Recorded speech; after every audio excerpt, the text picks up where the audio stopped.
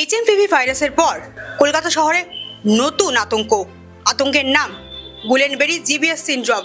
শিশুরা যে আক্রান্ত হচ্ছে শুধু তাই নয়, বড়দেরও মৃত্যুর খবর পাওয়া যাচ্ছে। এই বিষয়ে কথা বলবো শিশু বিশেষজ্ঞ ডক্টর অরুণালোক ভট্টাচার্যের সঙ্গে। স্যার, এই যে হঠাৎ করে এই রোগের প্রকোপ বৃদ্ধি পেতে শুরু করলো, মহারাষ্ট্রে ইতিমধ্যেই সংক্রমণ ছড়িয়ে পড়েছে 100-র বেশি। এখানেও 2জন শিশু ভেন্টিলেশনে, বড়রাও আক্রান্ত হচ্ছেন। এর উৎস কি? এটা ঠিক বড় ছোটদের ব্যাপার নয়, এটা কিন্তু কোনো সংক্রমণ নয়। মানে প্রথম যেটা আমাদের একটা ধারণা হচ্ছে যে এটা বুঝি কোনো সংক্রমণ, আমার থেকে আরেকজনের ছড়িয়ে পড়বে, তার থেকে আরেকজনের ছড়িয়ে পড়বে, এটা ঠিক সেরকম ব্যাপার না।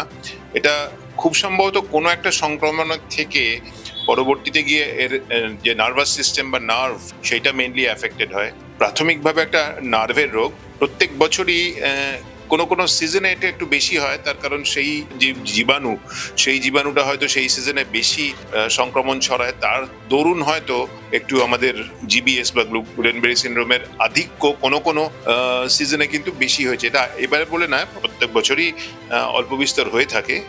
তো এবারে হয়তো একটু বেশি হাইলাইটেড হচ্ছে কারণ মহারাষ্ট্রে একটা ঘটনা ঘটে গেছে। এরকম জিবিএস এর সংক্রমণ আমরা আগেও পেয়েছি। মানে শরীরে কি কি অসুবিধা হলে বুঝতে হবে যে জিবিএস হয়েছে আমার? জিবিএসটা যেহেতু বললাম প্রাথমিকভাবে একটা নার্ভের রোগ, তো এটা শুরু হয় সাধারণত, মানে অনেক রকমের প্রেজেন্টেশন হয়।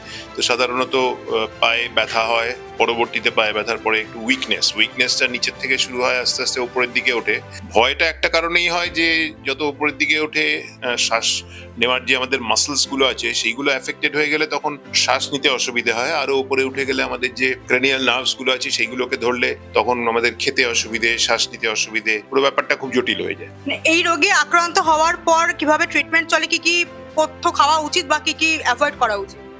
না, এটা পথ্যের উপরে খুব একটা নির্ভর করে না। একবার যদি রোগটা শুরু হয় তাহলে ওই ওষুধ বলতে ইন্ট্রাভেনাস গামা গ্লোবিউলিন, এটাই যেমন যেহেতু সংক্রমণ নয়, কোনো অ্যান্টিবায়োটিক বা অ্যান্টিভাইরালের খুব একটা রোল নেই, তো ইন্ট্রাভেনাস গামা গ্লোবিউলিন দিয়ে চিকিৎসা করতে হয়। তারপরে সিমটম অনুযায়ী বা লক্ষণগুলো হয় সেই অনুযায়ী চিকিৎসা করতে হয়। যেমন যদি কারোর শ্বাসের কষ্ট হয়, ভেন্টিলেটর দেওয়া, ইত্যাদি ইত্যাদি। আর একটু আগে থেকে সচেতন হওয়া, যদি আগে থেকে সিমটম হয় তাহলে ডাক্তারবাবুদের কাছে যাওয়া বা হাসপাতালে গিয়ে দেখানো, এইটাই।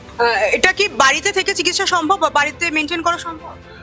একবার যদি শুরু হয় তাহলে অন্তত অবজারভেশনের জন্য, কারণ কোন রোগটা কার কিভাবে ছড়াবে সেটা তো আগে থেকে কিছু বোঝা যায় না। তো একবার যদি শুরু হয় তাহলে আমার মনে হয় অবজারভেশনের জন্য কয়েকটা দিন হাসপাতালে ভর্তি থাকলে ভালো হয়। কিন্তু তার মানে এই নয় যে সবাইকে একটা ভীষণ ভয়ানক একটা রোগে সবাইকে হাসপাতালে ভর্তি করতে হয়, সবাই খারাপ হবে, তা নয়। মেনলি অবজারভেশনের জন্যই রাখা হয়।